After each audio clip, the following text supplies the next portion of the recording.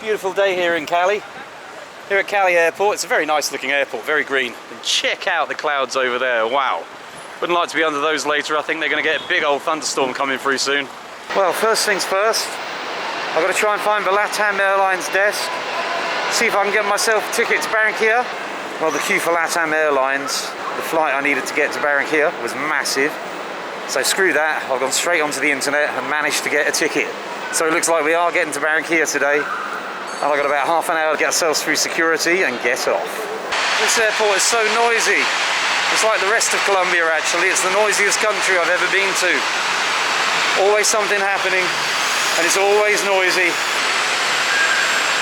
You do get a lot of slightly disturbing footage on the big screen. They're very, very big on telling people not to traffic animals and stuff like that and show you some horrible pictures. It is still business in South America, unfortunately, that exotic animals getting captured, transported, all manner of other stuff like that. Still, hopefully in the future, that'll die out and things will change for the better. Now I do have to point out, most of Colombian toilets, you don't even get a toilet seat, but people in Colombia are, on the whole, a little bit shorter than everywhere else, but these toilets really are for Oompa Loompas. Get your knees up by your ears when you're trying to take a dump. My brain's starting to ache a little bit. I've never had to organise so much in a single day before. Oh shit guys, I left my camera on the seat. Thankfully nobody had picked it up. That could have been a whole world of trouble. Struggling to find a taxi a little bit. Apparently all the numbers that I can find on the internet are either not working, out of service, closed off. Very snazzy airport though, I have to say. It's quite swish, Cali. Oh, the coffee has definitely worn off. I'm getting knackered again now. The pep has gone out of my step. Right, dump my bag with my knife in. Through the proper channels this time. Get myself to Barranquilla. Haven't managed to find a taxi, but fingers crossed the ones at the airport aren't going to be too much more than the normal ones. We'll get there somehow. Okay, so there was absolutely no way I was going to make it onto the flight. Thanks to the lovely ladies of LATAM Airlines, they managed to get my bag through super quick. Hang on, where's the gate? I've got 10 minutes until boarding starts. Got to get through security. All I've got is what I'm carrying for a change, and a big old battery pack in my back pocket. My God, I think we're just about going to do this. Let's see if we bump into our lovely friend who took away my knife the other day. The lady at LATAM was trying to say, look, this is small baggage, you can take it on with you. I tried to explain, no, I've got a knife in there, I've got a knife. So now my knife, my bag, safely off to Barranquilla. Fingers crossed. We managed to get through all this in the next 10 minutes, I might actually make the flight. Just seen my security buddy, he tried to ignore me, he knew who it was. Damn guys, if you hate airport security, get yourself off to Colombia. 2 minutes flat, no worries. Unbelievable, we made it with 5 minutes to spare. Getting a little worried then.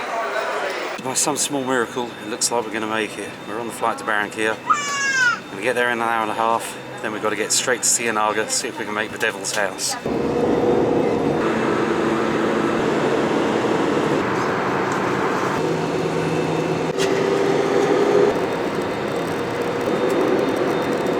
Well guys, Barranquilla definitely looks a lot different to what I was expecting. I thought it was hot in Valle de Córdoba before. Just got off the plane, got hit by an absolute wave of heat. This is going to be fun. I've got 3 hours to get to Cienaga, film the Devil's House before it gets dark around here. Absolutely steaming. But thankfully I took the precaution, bringing some shorts, flip-flops, and get changed and we'll set for the beach. Okay, that's going to give me nightmares. It's the trippy LSD elephant man. Oh my God. Okay, let's see if I can find my luggage. Happy days, we've got it through. Oh, there we are. We're all together again. Okay, we get some water. Grab a quick bit of water from here. See if we can't go and find ourselves a taxi to Cienaga. We've got about 3 hours until sunset. It's going to take an hour and a half to get there. So I'm just about on schedule to fulfill everything that we said we were going to do today. It's almost gone like clockwork, which is pretty bizarre for me. Now Manuel thought this was hilarious yesterday, right? I've never ever seen, maybe that's just where I live, but I've never ever seen a vending machine that you stick notes in and you get notes as changed back out. It's fantastic. Have a look at this. Exhibit 1. 10,000 Colombian pesos. worth about £2.50 if you're lucky. Right, we have an Agua con gas, 104. Pago con selección, 104.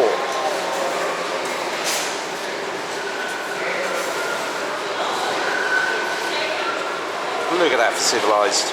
Right. First up, take your stuff.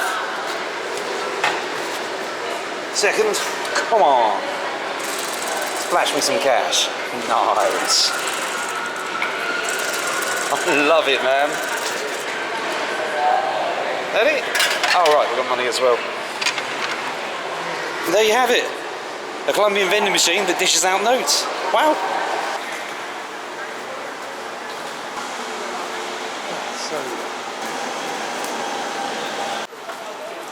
If I had any more time, I'd rent a car. Unfortunately, a little bit late at the moment. Let's get rid of this mask. It's really starting to do my head in. My ears are getting chafed. I've spent so long on planes today with them forced masks the whole time. I'm getting sore blisters everywhere. It's not pleasant, but wow. I've just been hit by an absolute wall of heat. Can't exactly smell the Caribbean at the moment, but you can definitely tell you're somewhere steamy. The strip show at the airport. It's so hot here. I had to strip in the street and put my shorts on. It's absolutely steaming here. I haven't felt anything like that since Egypt. So we had a little bit of a lost in translation. It's taken me a few minutes to go and convince the guy that I actually want to go into Cienaga, wait 30 minutes, do a bit of filming, 30 minutes to an hour, return here to the airport. I had to explain I'm English and we're a little bit crazy. But it looks like we're finally on our way. I'm going to see if I can get away with using the mask earring. You know, it's almost like having a mask, isn't it? Scotland appears to be quite popular over here. I suppose it has to be somewhere. Looks like we're filled in all the forms and we're off. Cienaga awaits. It's going to be quite a long journey, about an hour and a half, so we're going to see some cool stuff. Different side of Colombia that we haven't seen before. And there's going to be like a 40-kilometre long bridge over the Caribbean that joins two parts of the peninsula, and I can imagine it's going to be spectacular. I hope it is. Otherwise it's going to be a pretty boring journey. They've had my passport number taken by a taxi driver before, and my phone number, and all my details. I guess they got things locked down in Colombia for various reasons. And they want to know where I'm staying. I have no idea why, but they must have lots of weird, shifty English-looking sorts passing through here, causing trouble in the past. I've got to say, it is a pretty nuts story. And go from here to Cienaga, here, and back to Bogota. I imagine my luggage is going to get well searched on the way back. The moment somebody gets across the road, there's a mad scrum. Everywhere in Colombia there are these half mini crossings in roads that aren't really official crossings, but they just smash up the walls and get through them anyway. Oh wow, I can see our bridge in the distance. Unfortunately, this lovely bright bus is absolutely in the way. That's the biggest co-op I've seen yet. Driver's still tapping my information into the phone. I've never seen so much information for a cab ride before. Maybe he's making sure I don't do a runner or something like that. There we go. That co-op there had cool literal written on the side. Drop off the O's, it says clitoral. That's a hard job. It's really hot out there, and if you're riding a bike, carrying somebody else around, my goodness. You're going to be fit and healthy, that's for sure. One thing that is noticeable despite the oppressive heat outside is the air is so much nicer here than Bogota. It certainly looks busy.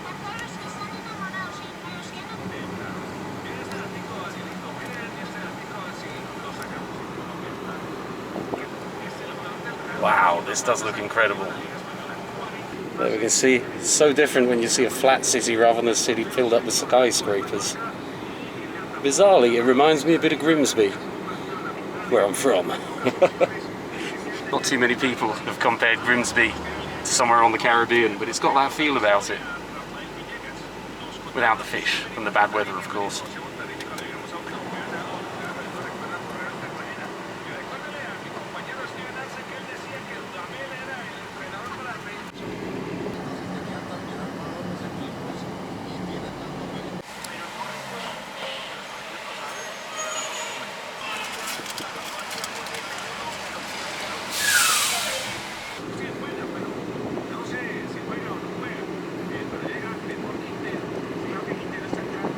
I don't know if this is like this all the time, but it looks incredibly windy here. I don't know if we just got it on a bad day.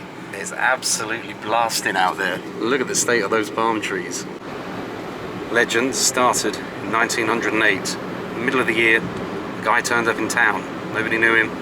He was just there. Looked a bit indigenous, and his name was Manuel Varela. The legend has it that in a very short amount of time, he'd amassed a great amount of wealth.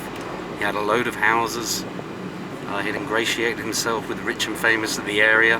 He kept making money, getting bigger, getting more famous, until everybody in the entire Cienaga, Magdalena region knew about this man. So a huge multinational, the United Fruit Company, was headed up in Cienaga. So there was a lot of money in the region. This is obviously one of the best regions in the world for bananas, mangoes, any kind of tropical fruit. It's hot all the time, and the soils are very fertile, and there was a lot of money to be made. And a lot of money going around the area. And Manuel Varela tapped into this really quickly and somehow amassed a massive fortune in almost no time at all. And of course, you know, when somebody does well really quickly, locals would love that, but they can't explain how somebody who didn't know the area, came with nothing, managed to accumulate a vast quantity of money in a short amount of time. And people talk, rumours start to spread, and before long people were saying maybe this guy's made a pact with the devil. Now whether the devil does or not exist is neither here nor there. If people think he exists, they can muster up all manner of reasons to go and say mean things about people behind their backs. And the Colombians at the best of times, pretty superstitious people. Obviously we've already spoken to a few guys this week, and everybody pretty much had a story about the supernatural, which is exactly what people said. Now Varela did so well and had so many properties, he ended up building a railway track, which is almost unheard of in the day, just for transporting his bananas. And you can imagine that when you're the first person to go and harness a new level of technology, you can go and speed up your earnings even faster. And I don't think people can comprehend exactly what he'd been able to do. But of course that doesn't mean that he wasn't selling his soul to the devil. As we'll see, the story gets a little darker and a little more twisted. Now at the time, he had things that other people couldn't even dream of. An actual real road car, sending his children for education in Europe, as many houses as he liked, all built with marble and the very best of everything. And you know, that could harbour a lot of jealousy, a lot of resentment. And of course, when there's not a lot else for people to do, they talk. People like to talk, people like to gossip. And Manuel Varela absolutely put a target on his back. And during this massive accumulation of wealth, Manuel Varela soon became tarred with the brush that he was in league with the devil himself. And at just 8 years after Manuel Varela had first set foot in Cienaga, he'd accumulated all of his wealth. The rumours had already started about him, and then unfortunately one girl died, a 13-year-old girl, on one of his properties, one of his farms. The moment that you go and put death into the mix as well, it was almost a dead cert that everybody in the region thought he was in league with the devil. And the rumour starts, and the rumours grow. And before long, it wasn't just that he was a savvy businessman, it was that he was in league with the devil, and he was selling the souls of people. Every single time somebody in the area would die, it was attributed to Manuel Varela. Every time something strange happened in the region, it was attributed to him. There was also a story of a lady who walked past his house with a baby. She looked through the window and saw a small black boy riding a tricycle, who smiled and his teeth were made of gold. She shrieked, she thought she was seeing some kind of demon, and ran away. And then a few days later, her baby was dead. Now of course that can be completely coincidence, more than likely was. Some people claim to have seen ghosts at the property, some people claim to have seen devils at the property. More likely than not, people have heard a story, then decided to embellish it, then somebody else had heard a story and it had changed a little bit, and before long he was basically the local entertainment. And in a superstitious country, that can have some very negative connotations. And it's definitely hard to say whether Manuel was in league with the devil or not. However, we have some stories from people who were actually there at the time. 20 years ago, a young girl who was actually around at the time that Manuel Varela was alive went and told her life story. Part of it was about Manuel Varela.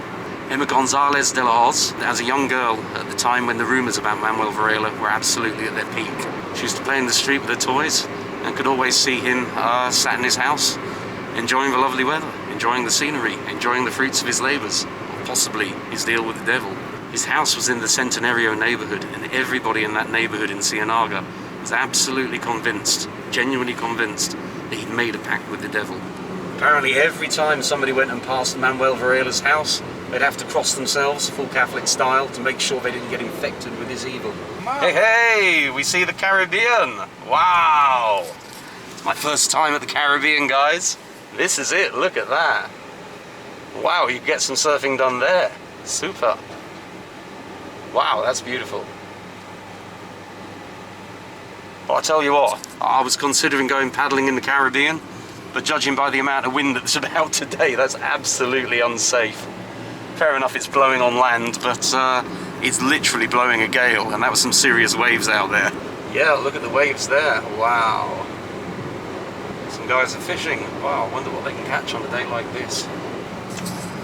Obviously, they've gone and spoiled it a bit, making a massive rock wall. I can't see the lovely waves. Oh, good, we got some holes.